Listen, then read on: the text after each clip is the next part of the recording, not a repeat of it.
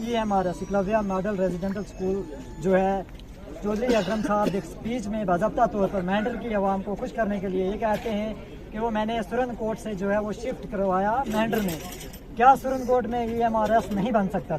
चौधरी साहब भी कांग्रेस में थे, वहाँ नहीं लगा उनको, स्टेबल हैं, DPAP में आए। DPAP की गिरती नैया को देखकर नेशनल कॉन्फ्रेंस का दामन थामा। देखो, मुझे कांग्रेस से निकलना ही था, ये फैक्ट रही। मैं आफ्ताब आतिश हूँ। आज लसाना में थे, एक वर्कर कन्वेंशन थी नेशनल कॉन्फ्रेंस की, चौधरी अकरम साहब की एक कॉल पर बहुत सारे लोग यहाँ पर जमा हो गए। सबसे पहले मैं सर से जानना चाहूँगा, आज की जो ये वर्कर कन्वेंशन रखी गई थी, इसको आप कितने रेट करते हो और किस तरीके से इसको आप रेट कर रहे हैं सर? बिस्मिल्लाहिर्रहमानिर्रहीम। आज मैंने यहाँ पहली इलेक्शन के इसमें सिलसिला में नेशनल कॉन्फ्रेंस की मीटिंग रखी। तो हमने वर्कर्स मीटिंग बुलाई थी, लेकिन अल्लाह ताला का करम हो गया कि वो एक जलसे की शक्ल इख्तियार कर गई।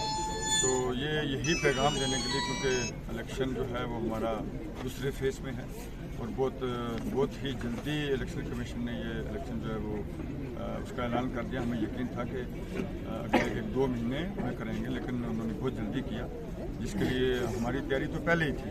लेकिन एक चीज़ जो हमें जिसकी परेशानी है वो उस वक्त इलेक्शन कमीशन ने कहा भी था, जब वो यहाँ जम्मू में प्रेस कॉन्फ्रेंस की थी, कि हम माइग्रेंट लोग जो हमारे रजौरी पुंछ के अपने माल मवेशी को लेकर कश्मीर की तरफ किए हुए हैं, अभी उनके आने में 2 से ढाई महीने। तो इसलिए ये हमारा गिला भी रहेगा और हम ये चीज़ चाहते थे, लेकिन अब ये हो गई है। इसलिए मैं तमाम लोगों से ये अपील करता हूँ कि आपने अपना वोट डालने के लिए आप लोगों से अपने माल मवेशी को वहाँ छोड़कर किसी एक आदमी को वहाँ रखकर ज़रूर आइएगा, क्योंकि वोट देना आपका हक है और ये हमारा जमहूरी हक है। तो इसलिए मैं आपके वसातत से ये अपील भी करना चाहता हूँ कि 25 तारीख यहाँ हमारा इलेक्शन है। तमाम लोग जिस डोक में भी हैं, मेरी माएँ हैं, बहनें हैं, सबसे अपील करता हूँ कि वो अपना वोट डालने के लिए जरूर। सर, इससे पहले जो हो गया उसका मैं सवाल तो नहीं करूँगा। अब मैं आने वाला जो समय है, फ्यूचर जो है, उसमें सुरन के लिए क्या स्ट्रेटजी रहेगी आपकी? ऐसा है जनाब कि अल्लाह ताला ने अगर हमारी जमात नेशनल कॉन्फ्रेंस को मौका दिया लोगों की खिदमत करने का, तो फिर हम वो लोग नहीं हैं कि जो कहते हैं वो करते नहीं। व्हाट आई से आई मीन इट। तो इंशाल्लाह आप यकीन रखें, मैं सब लोगों से कहता हूँ, हमारी जमात का मैनिफेस्टो भी आपने देखा और उसको पढ़िए और इंशाल्लाह हम उस पर अमल करने की कोशिश करेंगे।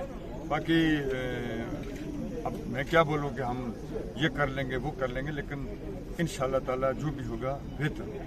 सर, हम फील्ड में जाते हैं, हमें लोग ये भी कहते हैं कि साहब से एक बात ज़रूर पूछिएगा। EMRS Eklavya model residential school जो है, चौधरी अकरम साहब एक स्पीच में बाज़ाब्ता तौर पर मैंडल की आवाम को खुश करने के लिए ये कहते हैं कि वो मैंने सुरन कोट से जो है वो शिफ्ट करवाया मैंडल में। क्या सुरन कोट में EMRS नहीं बन सकता था?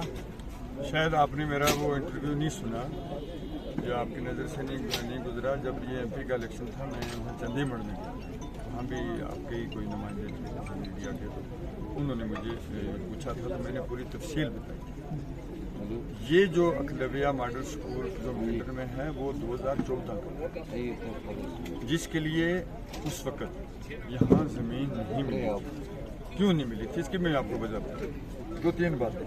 अब आपने ये पूछ लिया, मैं थोड़ी तफसील बताता हूँ। हर जगह लोगों का LB6 S432 इंतकाल लोगों का था। वो जब UT आई, उसमें वो तमाम इंतकाल लोगों को सरकार ने वापस कर दिया। सुरन कोट के अंदर कोई जगह किसी भी बिल्डिंग बनाने की है ही नहीं। सर, हम क्या ये जाने कि आने वाले समय में कोई जो बड़ा प्रोजेक्ट है वो सुरन कोट में नहीं आ सकता, कोई मेडिकल कॉलेज सुरन कोट में नहीं आ सकता, क्योंकि सुरन कोट के पास एज पर आपके या लोगों के जो ये है कि जगह नहीं है। क्या सुरन कोट में कोई बड़ा प्रोजेक्ट नहीं आ सकता? क्यों नहीं आ सकता है? आप मेरी बात सुनिए ना, क्यों नहीं आ सकता? हमारे पास ज़मीनें भी हैं, ऐसा कोई मसला नहीं। मसला ये है कि अब बड़ी चीज़ों का यहाँ ढंढोरा पीटा जाता है, यहाँ स्टेडियम का ढंढोरा भी पीटा जाता है, यहाँ कुछ और चीज़ों का ढंढोरा पीटा जाता है। अच्छी बात है, स्टेडियम का जहाँ तक ताल्लुक है, हकीकत है, ये फैक्ट है। मुझे नहीं कहना चाहिए था, लेकिन बार बार मैं सुनता हूँ, लेकिन फिर हमें भी हक बनता है। To every action there is equal and opposite reaction. तो जब सरकार यहाँ PDP की और BJP की, हर कंस्टिट्यूंसी में उन्होंने कहा कि एक यानी खेलो इंडिया के तहत एक स्टेडियम हर कंस्टिट्यूंसी में दिया जाएगा। हमने भी अपनी डिमांड दे दी थी, मेंढर वालों ने दी, फिर हर कंस्टिट्यूंसी वाला जो एमएलए था उसने डिमांड लिख के दी। ये हकीकत में फैक्ट करूँगा। उसके बाद जब उन्होंने चिट्ठी लिखी डीसी साहब को, तो डीसी साहब ने कहा, उन्होंने कोशिश की, उन्होंने कहा भाई हमारे पास जगह नहीं है।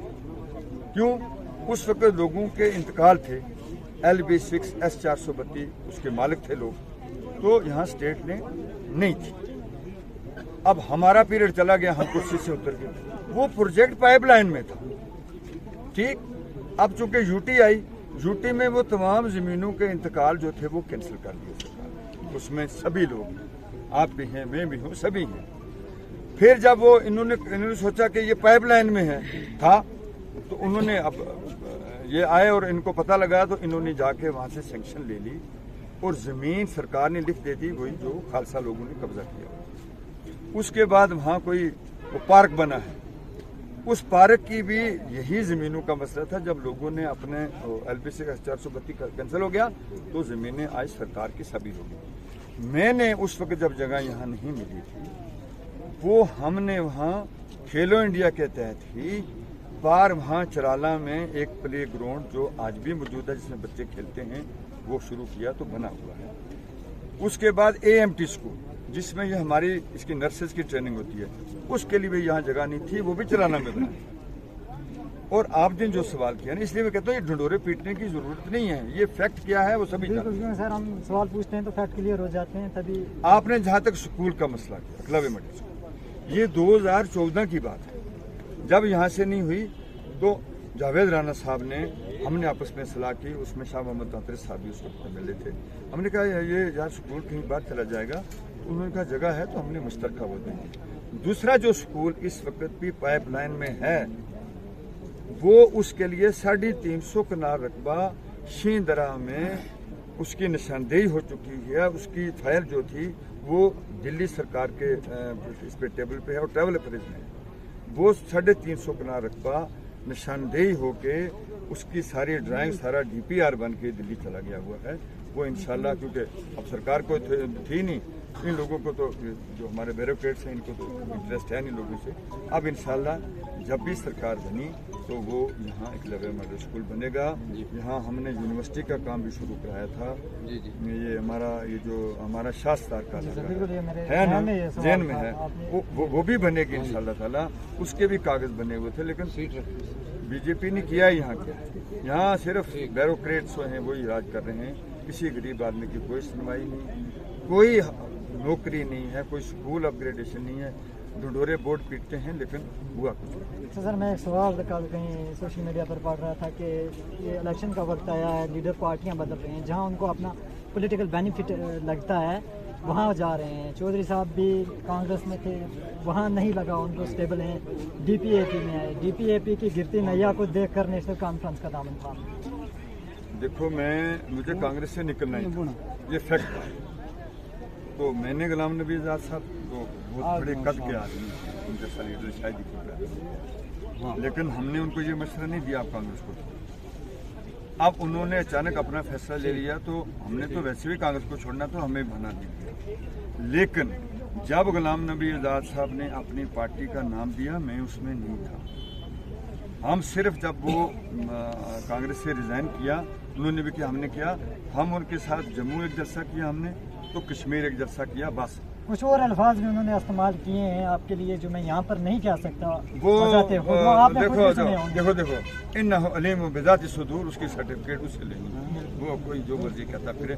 लेकिन बात यह है कि उसके बाद मेरे जहन में यही जमात थी जो ले सकता। सर नेशनल कॉन्फ्रेंस के खुद के वजूद पर बहुत सारे सवाल हैं। एक लंबी लिस्ट जो है नेशनल कॉन्फ्रेंस के रिलेटेड पड़ी। 2010 में सबसे ज़्यादा टारगेट किलिंग हुई। 1965 में आर्टिकल 370 को जो आज बहाल करने की बात करते हैं, 65 में सबसे पहला बार जो है वो नेशनल कॉन्फ्रेंस की सरकार में ही हुआ, जब प्राइम मिनिस्टर को चीफ मिनिस्टर बनाया गया, सदर रियासत को गवर्नर में तब्दील किया गया। उसके बाद जो है 87 और उसके बाद की बहुत सारी इलेक्शन रिगिंग की बात आती है।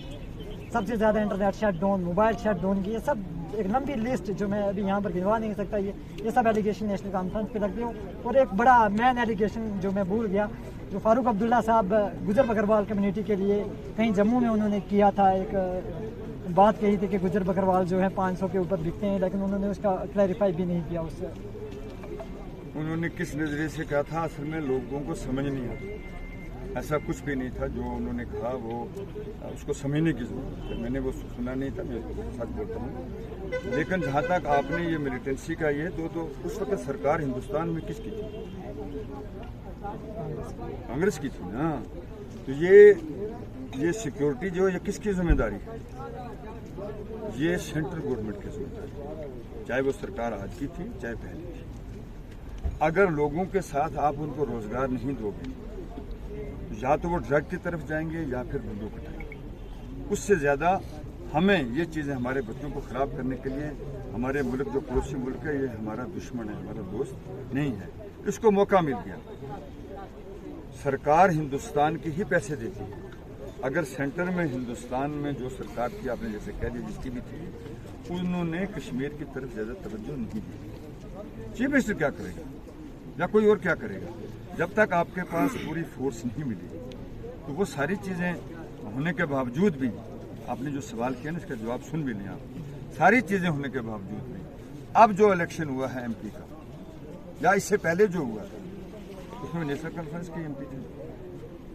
इससे पहले वाला 2019 वाला, उसमें भी 3 एमपी थे ना। तो फिर कहाँ वो बात आप जो कह रहे थे जी नेशनल कॉन्फ्रेंस पे इल्ज़ाम लगे, फलान हुआ जी, पत्थर हुआ, ये हुआ वो लेकिन हुआ। वो जो 3 थे उन्होंने 370 की बात पार्लियामेंट में नहीं की।